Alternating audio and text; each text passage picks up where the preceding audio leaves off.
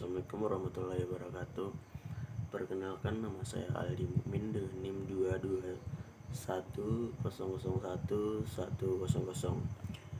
Nah, di sini saya akan mempresentasikan tentang ijtihad dan sumber hukum ketiga dalam Islam. Ijtihad dan sumber hukum ketiga dalam Islam membahas tentang konsep ijtihad dan sumber hukum ketiga dalam konteks hukum Islam. Ijtihad adalah istilah dalam hukum Islam yang merujuk pada upaya untuk menafsirkan dan memahami hukum Islam dengan menggunakan akal dan penalaran. Dalam konteks hukum Islam, terdapat dua sumber hukum utama, yaitu Al-Quran dan Sunnah Hadis. Namun terkadang terdapat permasalahan atau situasi yang tidak terdapat penjelasan atau petunjuk yang jelas dalam dua sumber tersebut. Oleh karena itu, para ulama memperkenalkan konsep sumber hukum ketiga yang dikenal dengan istilah al-maslahah dan al-mursalah atau kepentingan umum yang diperbolehkan dalam hukum Islam. Dalam presentasi ini akan dijelaskan tentang konsep ijtihad, bagaimana ijtihad diterapkan dalam hukum Islam, serta bagaimana al-maslahah, al-mursalah diterapkan sebagai sumber hukum ketiga dalam hukum Islam. Nah, presentasi ini juga akan membahas tentang contoh-contoh penerapan ijtihad dan al-maslahah, ijtihad, al-maslahah dan al-mursalah dalam beberapa kasus hukum Islam serta implikasi dari penggunaan sumber hukum tersebut dalam hukum Islam. Nah, selanjutnya definisi, pengertian, sejarah, dan peran ijtihad. Definisi ijtihad. Ijtihad adalah hukum dalam hukum Islam yang merujuk pada usaha atau upaya untuk menafsirkan dan memahami hukum Islam dengan menggunakan akal, penalaran, dan sumber-sumber hukum yang ada. Ijtihad dilakukan oleh para ulama atau ahli hukum Islam yang dianggap memiliki pengetahuan dan kualifikasi yang memadai dalam ilmu hukum Islam. Pengertian ijtihad. Ijtihad merupakan salah satu cara yang digunakan dalam hukum Islam atau untuk menghasilkan penafsiran hukum yang baru dan lebih relevan dengan situasi dan kondisi zaman sekarang. Selanjutnya sejarah ijtihad. Sejarah ijtihad dapat ditelusuri kembali ke masa awal Islam, di mana para sahabat Nabi Muhammad SAW juga melakukan ijtihad dalam menafsirkan hukum-hukum Islam yang diterima dari Nabi Muhammad SAW. Selanjutnya, para ulama Islam pada masa setelahnya juga melanjutkan tradisi ijtihad, baik dalam bidang fikih, ilmu hukum Islam, maupun dalam bidang ilmu pengetahuan dan kebudayaan lainnya. Peran ijtihad. Ijtihad memiliki peran penting dalam hukum Islam, terutama dalam menghadapi perkembangan zaman yaitu yang semakin kompleks dan dinamis. Dalam menghadapi masalah-masalah baru, ijtihad memungkinkan penafsiran hukum yang lebih relevan dan adil, serta mampu menjawab kebutuhan masyarakat yang berubah dari waktu ke waktu. Selanjutnya, pengertian sumber hukum ketiga dan contohnya.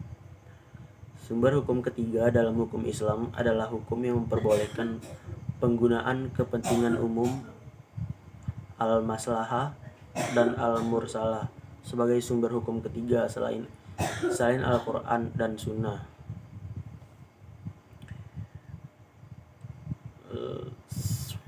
Selanjutnya, penggunaan al-maslahah dan al-mursalah sebagai sumber hukum ketiga dapat diterapkan pada masalah-masalah hukum yang diberikan dengan kepentingan umum atau kemaslahatan masyarakat, seperti perlindungan hak asasi manusia, kesehatan, lingkungan hidup, dan lain sebagainya.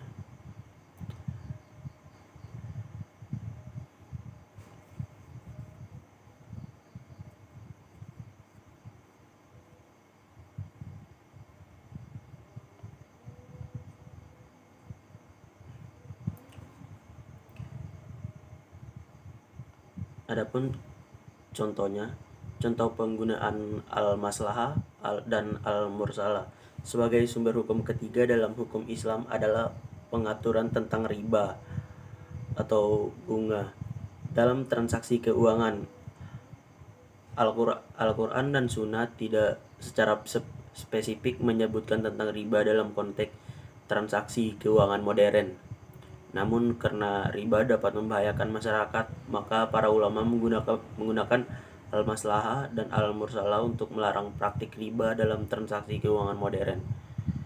Demikian pula dalam pengaturan hukum pidana, al-maslahah dan al-mursalah dapat digunakan untuk pelindungan hak asasi manusia dan kepentingan umum lainnya dalam masyarakat. Selanjutnya peran sumber hukum ketiga dalam ijtihad.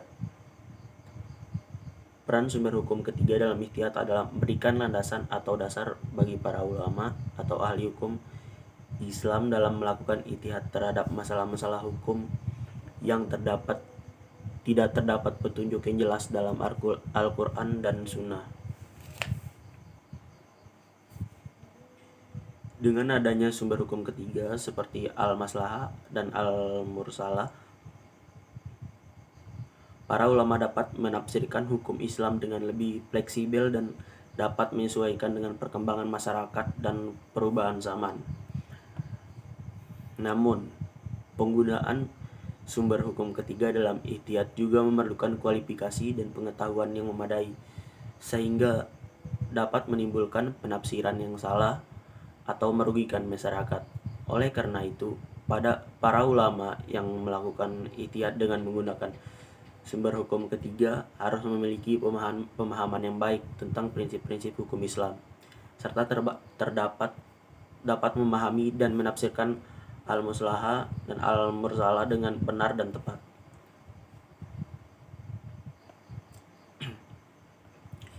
Bagaimana sumber hukum ketiga dapat menjadikan landasan bagi ijtihad?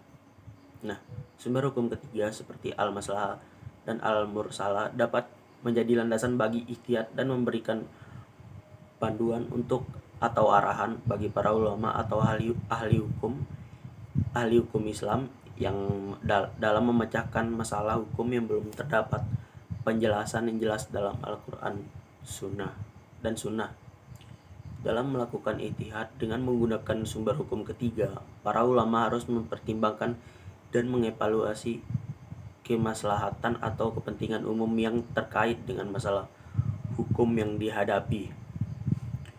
Mereka juga harus memastikan bahwa penggunaan sumber hukum ketiga tidak bertentangan dengan prinsip-prinsip hukum Islam yang telah mapan seperti kaidah-kaidah fikih, qiyas, analogi, dan ijtihad atau preferensi.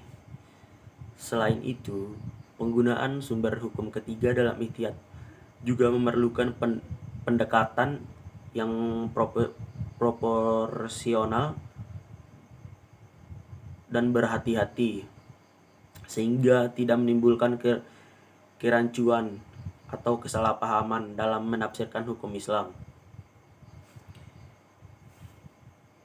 Oleh karena itu, para ulama dan ahli hukum Islam yang melakukan ijtihad dengan menggunakan sumber hukum ketiga harus memiliki kemampuan dan pengetahuan yang memadai tentang prinsip-prinsip hukum Islam dan dapat memahami dan menafsirkan al-maslahah dan al-mursalah dengan benar dan tepat.